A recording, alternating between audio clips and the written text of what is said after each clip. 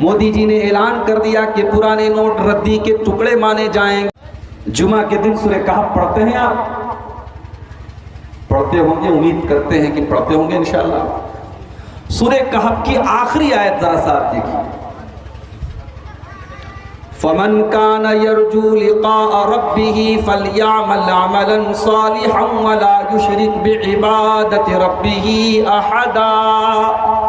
अस्सलामु अलैकुम दोस्तों, मैं फिर से आप लोगों के सामने मौलाना अब्दुल गफ्फार साहब सलफ़ी का एक और न्यू वीडियो लेकर आ चुका हूं, जिसमें मौलाना अब्दुल गफ्फार साहब सलफ़ी ने जुमा के दिन के मुताल्लिक़ चंद बातें अहम ज़िक्र की हैं, जिसको सुनकर उस पर अमल करना हर मुसलमान के ऊपर ज़रूरी है। तो आप इसको ज़रूर सुने आखिर तक, इंशाअल्लाह आपकी ज़िंदगी में तब्दीली ज़रूर आएगी।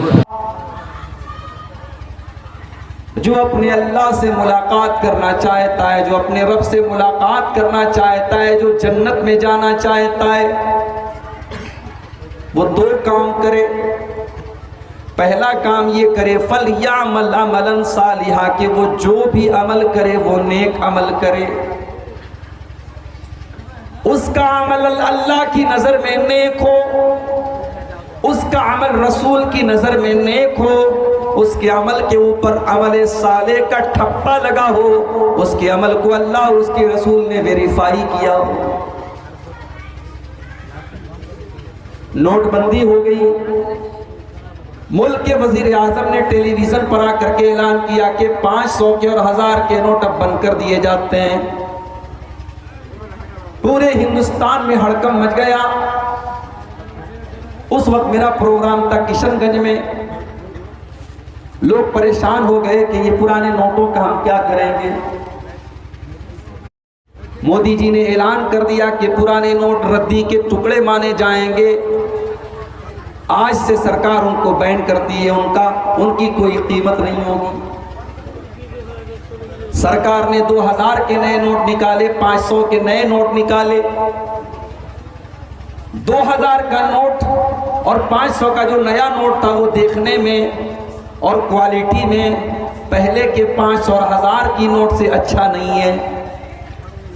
पहले के 1000 का और 500 का नोट और मजबूत लगता है और खूबसूरत लगता है और अच्छा लगता है, मगर चूंकि इस नोट को हमें इंडिया के अंदर चलाना है, अगर इंडिया की गवर्नमेंट ने ये कह दिया कि ये नोट नहीं चलेगा, उसका कागज़ भी अच्छा है, उसका डिज़ाइन भी अच्छा है, वो कड़ा भी है, वो मजबूत भी है, मगर गवर्नमेंट ने अगर सिग्नेचर कर दिया, अगर गवर्नमेंट ने ऐलान कर दिया कि ये नोट नहीं चलेगा, तो उसको किसी दुनिया, उसे हिंदुस्तान में हम कहीं पर भी नहीं चला सकते। इसी तरीके से मेरे प्यारे साथियों, अगर हम कोई नेकी का काम करते हैं, उस नेकी के काम के ऊपर अल्लाह की मुहर नहीं है, रसूल की मुहर नहीं है, तो वो अमल शरीयत की नज़र में नेक अमल नहीं हो सकता है। वो देखने में जितना भी अच्छा लग रहा हो, लेकिन वो नेक अमल नहीं हो सकता है। आप गौर कीजिए, रबीउल अव्वल का महीना आता है, 12 रबीउल अव्वल की तारीख आती है। हिंदुस्तान के बहुत सारे शहरों में जुलूस निकाला जाता है, बड़े बड़े डीजे के साउंड बजते हैं और नौजवान टोपी लगा लगा करके अल्लाह के नबी की तारीफ में नाते पढ़ रहा है। लड़के लड़कियां सज सवर करके निकल रहे हैं, गुंबद खजरा की छवि बनाई जा रही है, घरों को सजाया जा रहा है। ये सारी चीज़ें नेक अमल समझ करके, सवाब का काम समझ करके इसको किया जा रहा है, मगर चूंकि इस अमल के ऊपर अल्लाह की मुहर नहीं है, रसूल की मुहर नहीं है, ये अमल अल्लाह से साबित नहीं है, रसूल से साबित नहीं है, इसलिए दुनिया की नज़र में ये जितना भी अच्छा अमल हो जाए, इस्लाम की नज़र में ये नेक अमल नहीं है, बल्कि इसको बिदअत कहा जाएगा। और अल्लाह के नबी अपने हर खुतबे में कहा करते थे, वह शर्रुल उमूरि मुहदसातुहा, सबसे बुरा काम वो है जो दीन के अंदर नया निकाला जाए।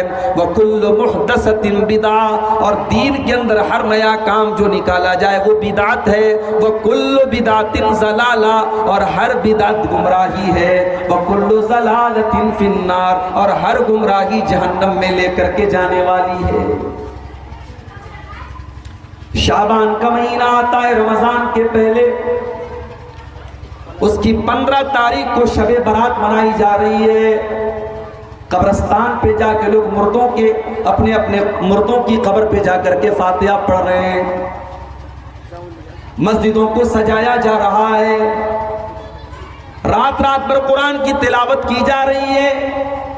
یہ سارا کا سارا کام کیوں کیا جا رہا ہے؟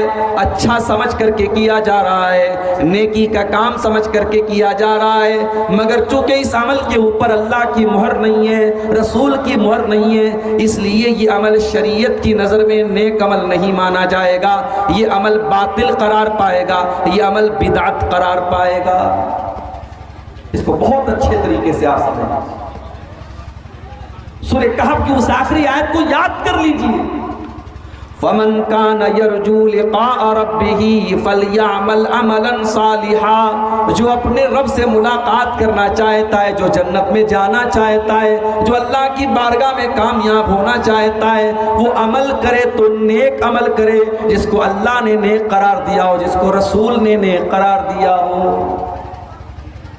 ہمارے بہت سارے بھائی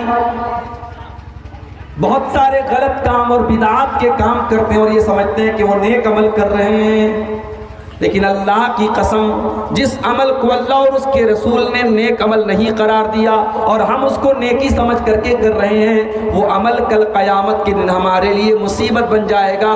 اس لیے کہ اللہ کے نبی فرماتے ہیں من عمل عملا لیس علیہ امرنا فہو رد، جس نے کوئی ایسا عمل کیا جس عمل کے اوپر ہم نے کوئی حکم نہیں دیا تھا تو وہ عمل مردود ہو جائے گا، وہ عمل کرنے والے کے منہ پر مار دیا جائے گا۔ فرض نماز آپ پڑھتے ہیں، فرض نماز کے بعد ہاتھ اٹھا کے دعا کرنے کا مسئلہ بہت پوچھا جاتا ہے۔ بنگال میں آج بھی بہت ساری اہل حدیث مسجدوں میں امام صاحب ہاتھ اٹھا کے دعا کر رہے ہیں، پیچھے مقتدی بھی ہاتھ اٹھا کے دعا کر رہے ہیں۔ میرے پیارے ساتھیوں، اللہ کے نبی کی نماز کا پورا طریقہ ہم کو حدیثوں کے اندر ملتا ہے۔ آپ کہاں پر ہاتھ باندھتے تھے یہ بھی حدیثوں کے اندر ذکر کیا گیا ہے۔ آپ جب رفع یدین کرتے تھے تو آپ کا ہاتھ کتنا اٹھتا تھا یہ بھی حدیثوں کے اندر موجود ہے۔ آپ رکوع میں جاتے تھے تو آپ کی پیٹھ کا لیول کیا ہوتا تھا یہ بھی حدیثوں کے اندر بیان کیا گیا ہے۔ آپ کا سر کہاں ہوتا تھا یہ بھی بیان کیا گیا ہے۔ آپ سجدے میں جاتے تھے تو آپ کے بدن کے کتنے اعضاء زمین پر رہتے تھے یہ بھی حدیثوں کے اندر بتایا گیا ہے۔ آپ کی کہنی آپ کے بغل سے کتنی دور رہتی تھی یہ بھی حدیثوں کے اندر بتایا گیا ہے۔ آپ اتحیات میں بیٹھتے تھے تو آپ کی انگلی حرکت کرتی تھی یا نہیں کرتی تھی، آپ اپنی انگلی کو کب اٹھاتے تھے کب نہیں اٹھاتے تھے یہ بھی حدیثوں کے اندر بیان کیا گیا ہے۔ مگر پوری دنیا میں کوئی ایک بھی صحیح حدیث ایسی نہیں ہے کہ اللہ کے نبی نے فجر کی نماز پڑھائی ہو، ظہر کی نماز پڑھائی ہو، عصر کی نماز پڑھائی ہو اور آپ نے ہاتھ اٹھا کے دعا کی ہو اور صحابہ نے بھی اپنے اپنے ہاتھ اٹھا کے ساتھ میں دعا کیا ہو۔ یہ اجتماعی دعا کرنا ظاہر ہے کہ یہ شکل اللہ اور اس کے رسول سے ثابت نہیں ہے، لہٰذا یہ بھی بدعت کی کیٹیگری میں ہے۔ اور بدعت کرنے والا وہ لاکھ یہ سمجھے بھائی صاحب ڈسٹرب مت کرو، بھائی بات مت کرو، یہاں کھڑے ہو۔ بدعت کرنے والا جتنا بھی اس عمل کو نیکی کا کام سمجھ کر کے کرے، کل قیامت کے دن اس کو سمجھ میں آئے گا کہ میں نے تو اس کو نیکی کا کام سمجھ کر کے کیا تھا مگر آج یہ میرے حق میں مصیبت بن گیا، میرے گلے کی ہڈی بن گیا۔ قیامت کے دن جب لوگ پیاس سے بے حال ہوں گے، اللہ کے نبی اپنی امت کے لوگوں کو جام کوثر پلا رہے ہوں گے، کوثر کا پانی پلا رہے ہوں گے، اور اللہ کے نبی کی امت کے لوگوں کی نشانی کیا ہوگی؟ غور سے سن لو ارریا والو، بٹا باڑی والو، اللہ کے نبی کی امت کی نشانی یہ نہیں ہوگی کہ وہ لنگی پہننے والے ہوں گے، وہ ٹوپی لگانے والے ہوں گے، ان کی یہ پہچان بھی نہیں ہوگی کہ ان کا نام اسلامی ٹائپ کا نام ہوگا، उनकी ये पहचान भी नहीं होगी कि वो गोश्त खाने वाले होंगे, बल्कि अल्लाह के नबी की उम्मत के लोगों की पहचान ये होगी कि उनके आज़ाए वज़ू चमक रहे होंगे। वो दुनिया से वज़ू करके और नमाज, वो दुनिया में वज़ू करते होंगे और नमाज पढ़ते होंगे, और वज़ू में जिन जिन चीज़ों को वो धोया करते थे वो सारी की सारी चीज़ें लाइट की तरह चमकेंगी। उनका चेहरा चमकेगा, उनका हाथ चमकेगा, उनकी उंगलियां चमकेगी, उनके पूरे आज़ाए वज़ू चमकेंगे, और ये चमक ही उनकी पहचान होगी कि अल्लाह के नबी के उम्मत के लोग हैं। अब जो बेचारा नमाज ही नहीं पढ़ता वो किस मुंह से कहेगा क़यामत के दिन कि मैं अल्लाह के नबी का उम्मत हूं? ये पासपोर्ट होगा क़यामत के दिन। जैसे अगर आपको इंडिया से बांग्लादेश जाना हो, इंडिया से सऊदी अरब जाना हो, तो बगैर पासपोर्ट के आप नहीं जा सकते। वो पासपोर्ट आपकी पहचान होता है, पासपोर्ट आपको आगे जाने का एक जरिया होता है। अल्लाह के नबी कौसर का जाम पिला रहे होंगे, और गेट पर वहां एंट्री आपको तब मिलेगी जब आपके पास वजू का पासपोर्ट होगा, आपके पास नमाज का पासपोर्ट। अल्लाह के नबी अपनी उम्मत के लोगों को जामे कौसर पिला रहे होंगे। इतने में कुछ लोग आएंगे, अल्लाह के नबी उनको भी कौसर का पानी, और कौसर का पानी कैसा होगा?